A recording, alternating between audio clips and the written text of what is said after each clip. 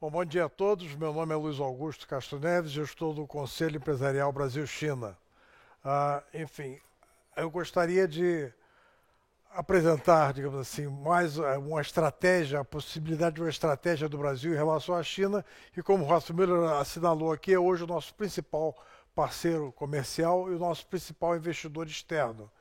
E isso tem um valor extraordinário para o Brasil, sobretudo no momento difícil que a gente está atravessando, buscando fazer as reformas necessárias e um ajuste fiscal que certamente será muito penoso, sem dúvida alguma, mas necessário, que terá, quem sabe, na China, um dos meios mais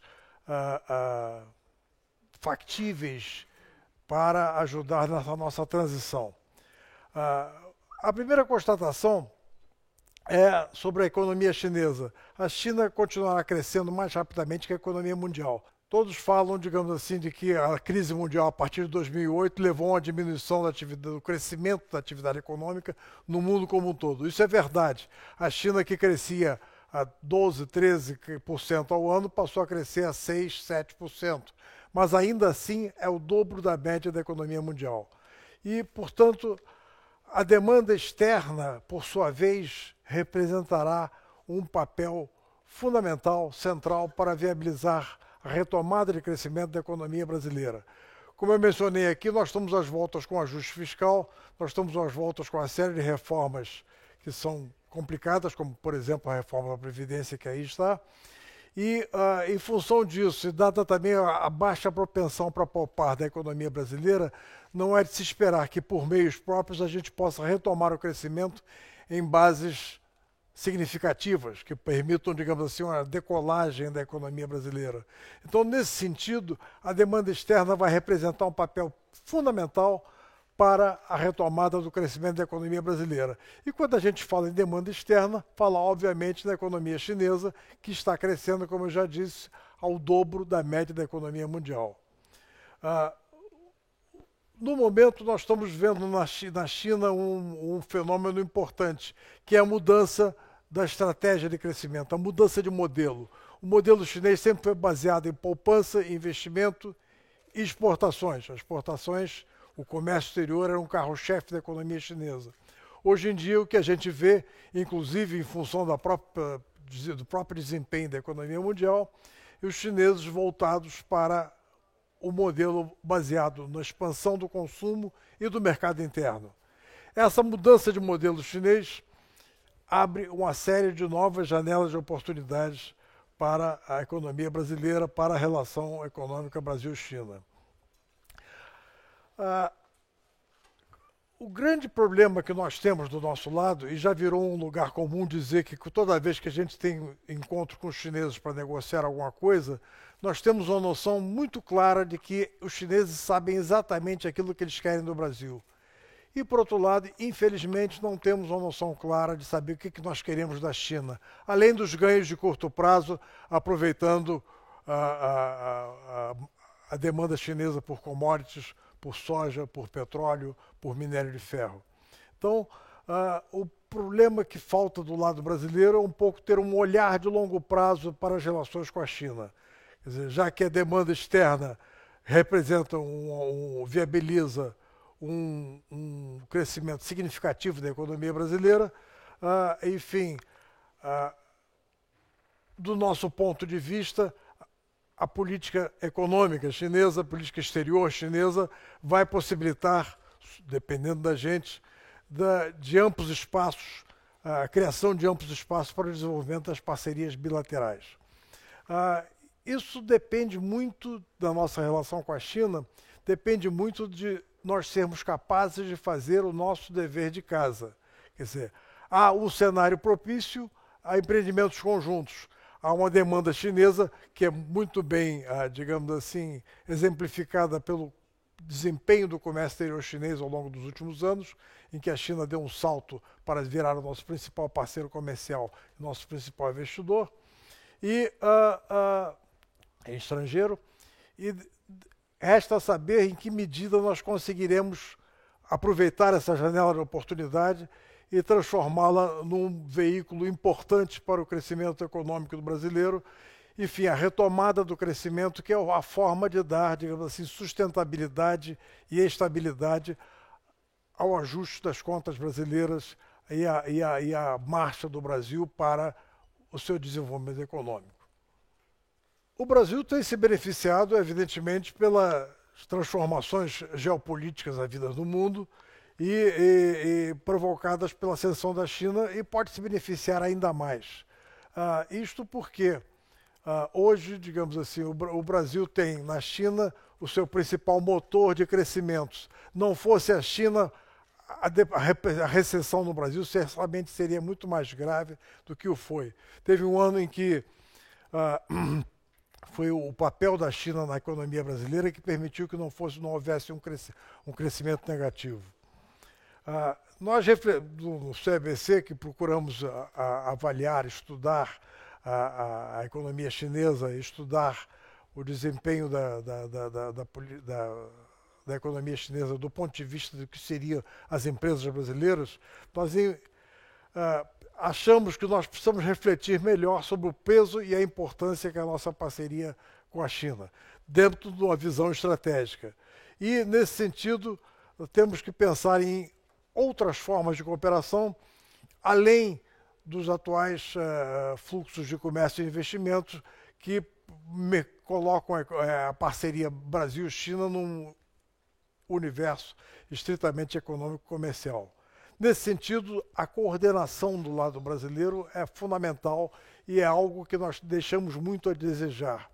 A percepção que a gente tem é que o governo não foi capaz de explicitar uma política coerente até agora, pelo menos. Isso, não só esse governo, todos os demais no passado recente, quer dizer, desde o início deste século, o governo não foi capaz de explicitar uma política coerente e com uma certa percepção estratégica do nosso relacionamento com a China. Quer dizer, o primeiro, e aí nós entramos um pouco numa miudeza que eu passaria um pouco por cima dela, quer dizer, temos que reforçar a nossa parceria estratégica com a China, temos que conhecer mais profundamente a economia chinesa, como é que ela está marchando, quais são as transformações em curso na China e estabelecer na nossa estratégia com a China metas quantitativas voltadas para, enfim, buscar o atingimento de determinados crescimentos setoriais que sejam do interesse do Brasil. Até hoje, na verdade, quem tem dado as cartas na nossa relação com a China são os chineses. Eu me lembro que um ex-embaixador da China no Brasil, amigo meu, colega meu durante alguns anos, quando eu morei lá, ele me dizia que vocês não vendem para a China, nós é que compramos de vocês. Nós é que procuramos o Brasil e queremos investir naquilo que é do nosso interesse, e nós é que, enfim, procuramos, digamos assim, maximizar a nossa relação com o Brasil do ponto de vista chinês, o que é natural. Não há da parte brasileira, quer dizer, a agenda Brasil-China tem sido basicamente formulada pela China. Verifica-se também que os setores que mais tiveram sucesso na nossa parceria com a China são setores, digamos assim, que têm menor interferência estatal, à exceção, evidentemente, das nossas vendas de petróleo. Mas, de qualquer maneira, o agronegócio foi quem, em bom português, foi quem carregou o piano dessa expansão do comércio chinês, do comércio do Brasil com a China. A China e o Brasil têm uma instituição chamada COSBAN, que significa Comissão Sino-Brasileira de Alto Nível. É uma comissão que é presidida do lado chinês pelo vice-primeiro-ministro da China. Do lado brasileiro, ela é presidida pelo vice-presidente da República. Essa comissão tem como objetivo avaliar como um todo as relações China-Brasil, em todos os aspectos possíveis e imaginados, inclusive ciência, tecnologia, cooperação em matéria de satélites, comércio, investimentos. Mas a COSBAN tem sido uma comissão que tem funcionado, digamos assim, de uma forma muito pesada. Na verdade, ela não tem se aventurado a delinear sugestões de estratégia para o nosso desenvolvimento Brasil-China e muito mais fazer relatórios sobre o que aconteceu no setor A, no setor B, no setor C. Isso é algo que deveria merecer um exame mais acurado para que a COSBAN adquira um maior dinamismo. A notícia que eu recebi ontem é que está marcada a próxima reunião da COSBAN para fim de maio deste ano, em Pequim. A COSBAN não se reúne desde 2015. A última reunião foi em Brasília. Bom, nós achamos que teremos que ter um diálogo regular e bem estruturado entre o governo e o setor privado. Existem campos em que políticas públicas podem apoiar o fortalecimento da parceria estratégica Brasil-China. Eu vou dar um exemplo. Nós exportamos uma boa parte das nossas exportações, são produtos, digamos assim, do agronegócio, produtos sujeitos a restrições fitossanitárias ou zoossanitárias. Frangos, carne de porco, carne bovina, enfim, uma série de questões em que o certificado de sanidade, que é expedido sempre por uma autoridade local, quer dizer, pelo governo, é importante, e é importante que esse certificado tenha credibilidade. É importante que o Brasil tenha um serviço que permita assegurar, digamos assim, que nós estamos exportando produtos de boa qualidade, produtos que tornem mais difícil a imposição de barreiras fitossanitárias que possam barrar a exportação brasileira.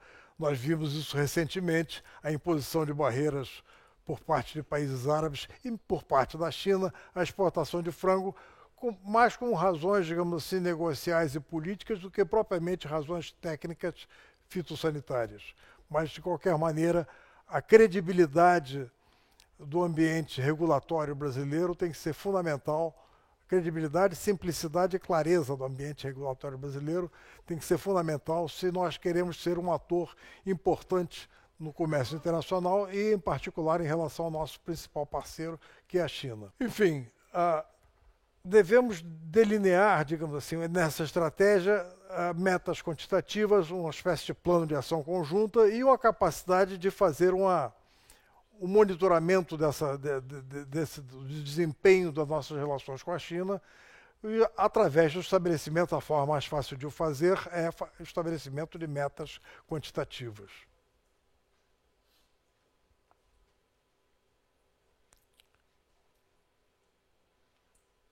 É assim mesmo ou é o meu dedo que não tem charme? Bom, enfim, o importante do nosso relacionamento com a China tem a ver com a incapacidade que nós temos demonstrado até hoje de ter uma política de longo prazo.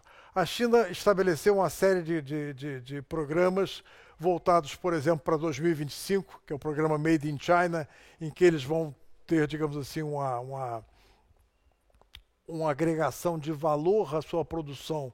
O crescimento do produto interno bruto chinês foi espetacular ao longo dos últimos 40 anos, mas hoje em dia percebe-se que os chineses não estão mais muito interessados em aumentar produto. O que eles querem é aumentar o valor do seu produto, quer dizer, aumentar o valor agregado a esse produto.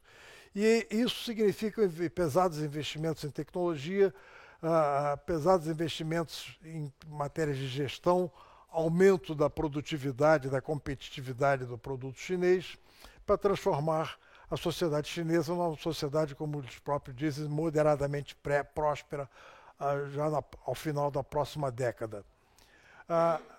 E é aí que nós entramos, digamos assim, com essa janela de oportunidade. Quer dizer, o Brasil tem condições talvez únicas no mundo de ser um grande fornecedor da China, em particular, como já se viu até hoje, no agronegócio. Estima-se, e a OCDE estima, por exemplo, que a China, na década de 20 a 30, terá um crescimento. A China mais urbana, a China era um país que tinha 20% de sua população urbana na década de 70 do século passado, hoje 55% da população chinesa é urbana. É urbana e é mais próspera, e tem uma demanda mais diversificada, mais sofisticada e maior. mas a OCDE fez um estudo em que ele estima que a demanda por alimentos na China vai crescer entre 11% a 13% ao ano na década de 20 a 30. Ora, sendo o Brasil do tamanho que é, sem ter áreas anecomênicas, o Brasil pode ser, sem dúvida alguma, um imenso e importante fornecedor para atender a esse crescimento da demanda, que certamente não poderá ser totalmente atendido pela produção chinesa. Evidentemente, nós enfrentaremos uma competição muito grande com países que também são grandes exportadores no agronegócio de alimentos, como os Estados Unidos, Austrália. Nova Zelândia é pequenininho, não chega a afetar muito a balança. Mas isso tem muito a ver com o grau de abertura da economia brasileira. A Austrália e Nova Zelândia, por exemplo, têm acordos de livre comércio com a China, assim como o Chile, aqui na América do Sul. E o Brasil, que tem uma economia muito fechada, precisa pensar muito em promover uma abertura dessa economia, se é que ele quer se inserir de forma competitiva nas cadeias globais de valor, fazer aquilo que os chineses fizeram. Os chineses foram os primeiros, talvez, a perceber a natureza do processo que veio a ser conhecido como globalização. E a percepção deles se concentrou no fato de que a globalização significou a internacionalização dos processos produtivos. Essa internacionalização dos processos produtivos, que passaram a ser muito mais eficientes, colocou em xeque modelos anteriores de crescimento econômico, que eram os modelos baseados no nacional desenvolvimentismo. O Brasil se industrializou a partir daí, a partir de substituição e importações. Mas essa industrialização e esse desenvolvimento da economia era baseado em subsídios, e para isso foi criado o BNDES, reserva de mercado e protecionismo. Quer dizer, ergueu-se uma imensa barreira protecionista para evitar a competição externa, que no entender dos planejadores de então seria predatória para a indústria nascente do Brasil. Acontece que hoje no Brasil nós temos indústrias nascentes que já estão completando 80 anos de existência. E hoje, com a internacionalização dos processos produtivos, o protecionismo deixou de ser instrumento eficaz de proteção. Ao contrário, passou a ser um passaporte seguro para a defasagem e o atraso tecnológico.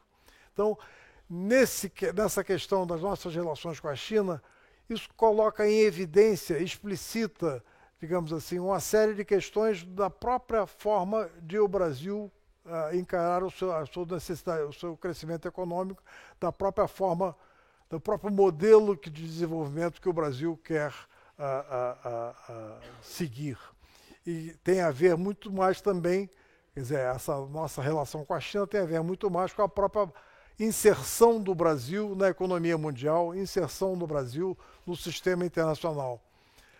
E eu até terminaria, digamos assim, as minhas palavras, dizendo que aqui no Brasil faltaria, digamos assim, um enfoque daquele que foi capitaneado por Deng Xiaoping a partir das reformas de 1978, em que ele dizia que o objetivo estratégico da China era promover a sua correta inserção no sistema internacional. E esse é o nosso, digamos assim, objetivo desejável, que nada tem a ver com questões políticas, questões de modelo político, em que cada sociedade, evidentemente, deve ter a capacidade de escolher o seu próprio sistema. E, nesse sentido, eu acredito que a interação com a China, sobretudo no plano econômico, comercial, tecnológico, é um dado extremamente importante, extremamente relevante para que o Brasil possa também promover a sua correta inserção no sistema internacional. Era basicamente essa a mensagem que eu gostaria de passar a todos aí. E muito obrigado.